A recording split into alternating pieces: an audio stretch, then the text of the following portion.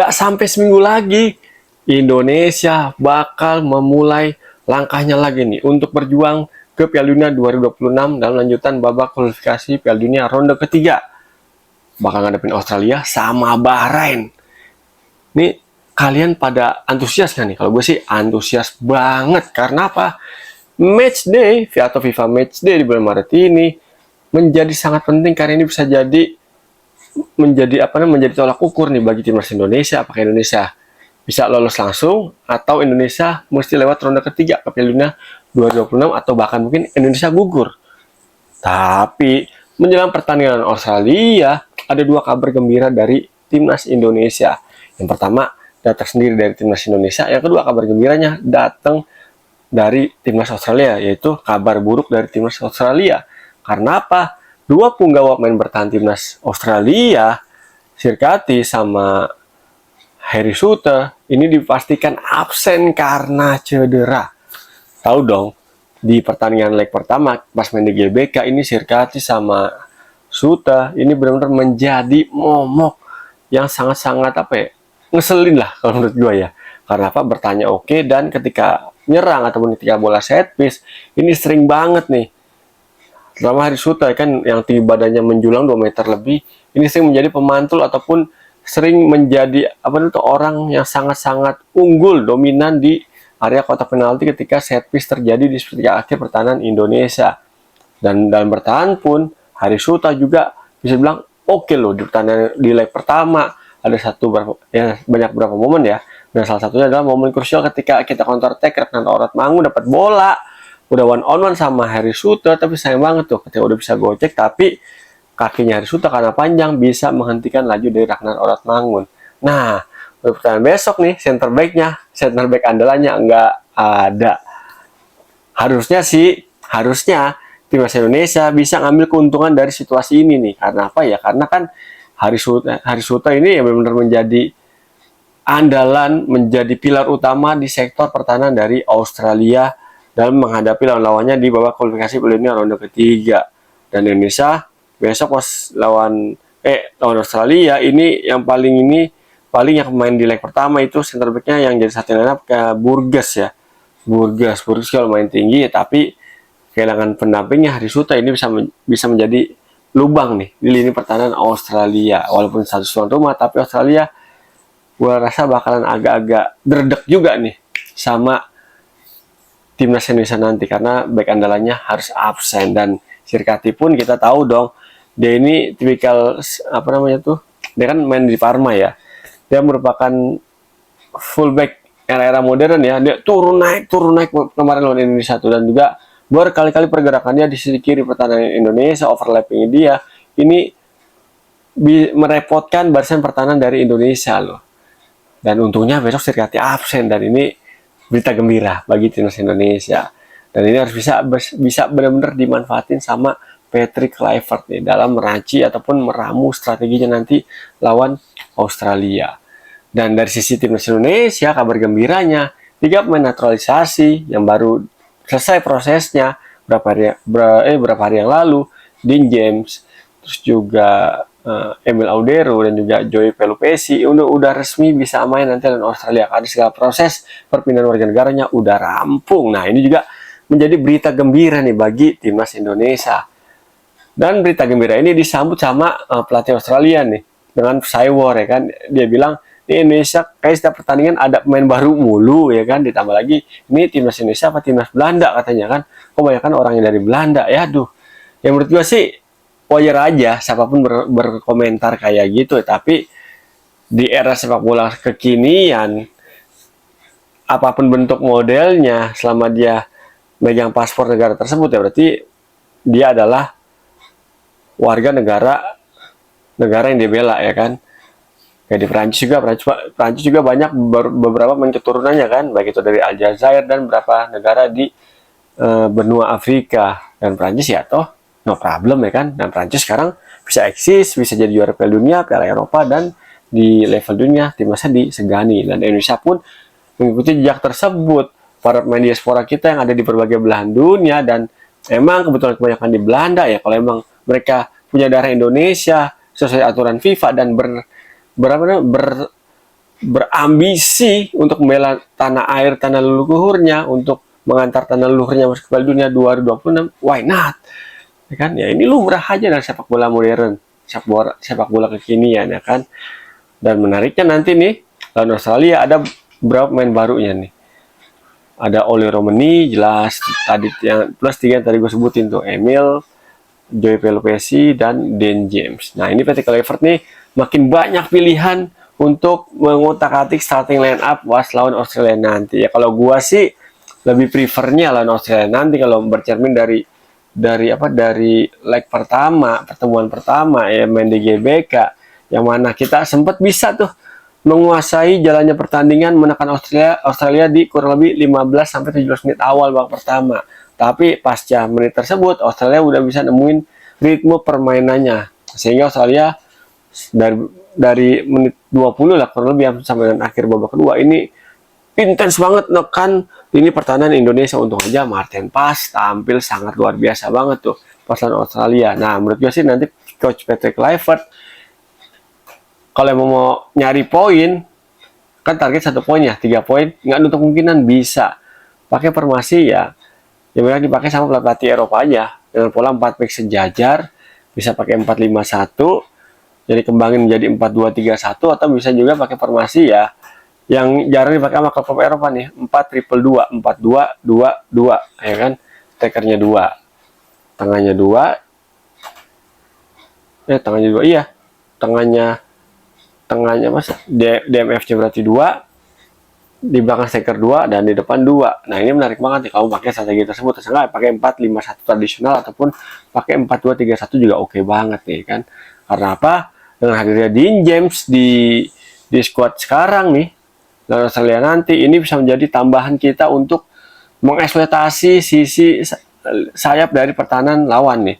Dean James kita tahu dia punya kelebihan untuk sama kayak Calvin Verdong ya, dia punya kaki kiri yang akurasi umpannya luar biasa banget, dan dia juga nggak jarang sering muncul di kotak penalti lawan, dan ini menjadi nilai plus tentunya bagi timnas Indonesia. Dan Australia ya masih waspada ya, walaupun bakal ada problem mungkin masalah pairing sama squad yang lain, sama para penggawa timnas yang lain ya. Tapi ya biar sepak bola sekarang mah ya udah, apa namanya itu proses penyesuaian tuh bisa dilakukan dengan sangat cepat ya kan. Banyak kok beberapa pemain yang bermain di Eropa baru pindah klub atau langsung moncer ya kan, ya perlu banyak penyesuaian yang lebih lama, makan waktu lama nggak. Contoh kayak Anthony ya kan, dari MU kan ke Real Betis, langsung gacor di Real Betis. Terus juga ada siapa tuh namanya tuh, mantan pemain Real Madrid tuh, Asensio ya, pindah ke Aston Villa. Di Aston Villa sekarang menggendong Arsenal dan udah sering banget bikin gol-gol penting di Aston Villa. Sejak match pertama langsung klop kok tuh. Nah, ini juga dengan kultur sepak bola di Eropa yang sangat ketat liganya ya. Gue rasa sih untuk penyesuaiannya bakal butuh waktu yang lama ya bagi 3 penggawa baru timnas Indonesia. Nah ini kalau pakai pola 4 back sejajar 4-5-1 atau pakai pola 3 back sama dengan era Sintayong 3-5-2 misalnya kan. Nah ini juga pulangnya bagus nih, 3 back sejajar, mungkin bisa mainin Verdong, Izes sama Hilgers ya kan. Terus di sisi flanknya bisa Kevin Dix di kanan, kiri Dean James lagi ya, tengahnya tuh bisa siapa namanya itu ditaruh Tom Hyde tentunya sama Joey Pelopesi atau Ivar Jenner. Terus juga ada Marcelino Ferdinand bisa taruh di situ. Dan kalau pakai 2 striker ataupun 3-5-1-1, depan ada Oli Romani, bayangannya ini mungkin kalau pakai 3-5-1-1 ya Marcelino Ferdinand taruh di situ. Kasih dia free roll, karena main lawan Arab Saudi dia main free roll ini di beberapa momen dia pergerakannya sangat leluasa dan lebih atraktif performa dari Marcelino Ferdinand.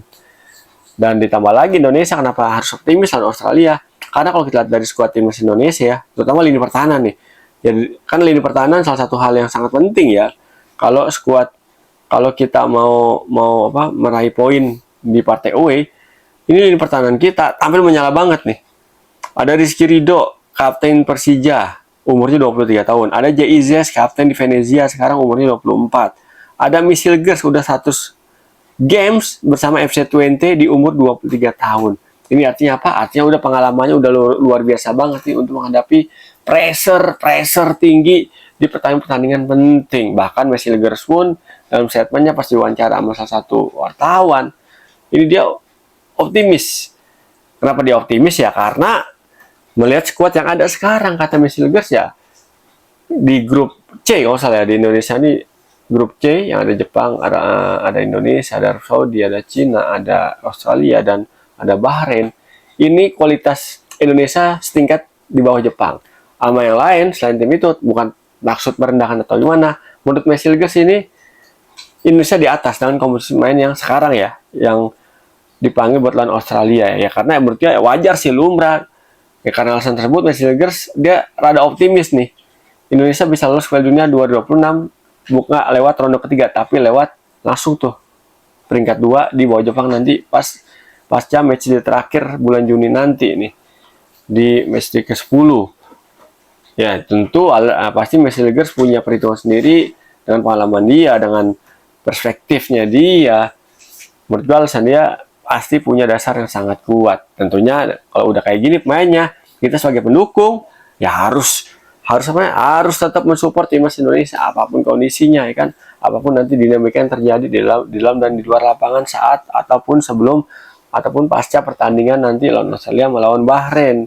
Dan coach Patrick Kluivert ini bagi dia menjadi apa ya, dua sisi nih. Satu sisi kalau bisa tampil tajam dia bakalan wangi namanya langsung, kalau satu sisi malah makin melempem permainannya dibandingin RST ya dia pasti bakal dapat hujanan kritik. Tapi gue yakin banget nih Patrick Kluivert dengan tim kepelatihannya sekarang, ada Alex Pastur, ada Daniel Lanzat, dan tim lainnya, tim pendukung lainnya yang kayak fisioterapis, terus latih fisik dan lain-lainnya, ini udah ready banget, udah komplit. Nah tinggal siapa aja nih bertanding di lapangan nanti tanggal 20-25 Maret untuk meraih poin sebanyak-banyaknya. Mau pakai formasi apa? Ya kita serahin sama Patrick Kluivert. Kalau gua sih prediksi apa ya, harapannya ya yang tadi gue bilang di sebelumnya tuh, mau pakai pol 13 sejajar dengan 352 ataupun 3511 itu bisa, ataupun mau pakai era modern 451 yang berkembang jadi 4231 juga oke menurut gua ya. Ini Indonesia dengan pola tersebut sisi ofensifnya bisa terbangun dengan oke, dan sisi bertahan pun juga skemanya karena udah teruji di area Sintayong ini bisa bertahan dengan cukup kokoh ya kan. Dan nah yang menariknya lagi nih kiper nih, persaingan kiper makin menarik nih kan, antara Martin Paes atau Emil Audero yang bakal dipasang sebagai starting line up di FIFA Matchday bulan Maret ini nih. Menurut gua sih siapapun yang nanti tampil ini pasti udah pilihan yang paling terbaik dari yang baik. Jadi ya apapun nanti pesan pelatih, kita dukung aja, kita support aja ya kan. Kalau gue pribadi sih ya bakal lihat nanti ya detailnya ya, menjelang apa namanya, kick off nanti kan, antara Martin Paes atau Emil Audero. Keduanya sama-sama punya kualitas yang sangat oke. Gue sih lebih prefer ya kayak sih Martin Paes yang tetap bakal dipasang. Karena apa ya, dia udah melalui beberapa jalan yang cukup terjal ya bersama timnas Indonesia di ajang kualifikasi Piala Dunia ronde ketiga ini nih. Emil Audero juga punya kesempatan, tapi menurut gua kesempatannya masih Martin Paes yang gede sebagai starting line up ya, 55 berbanding 45% lah ya. Secara kualitas imbang guys. Emil Audero pengalamannya udah luar biasa banget di Inter, di Juventus, Sampdoria, dan sekarang pernah di Como, dan sekarang main di Serie B ya kan bersama klubnya.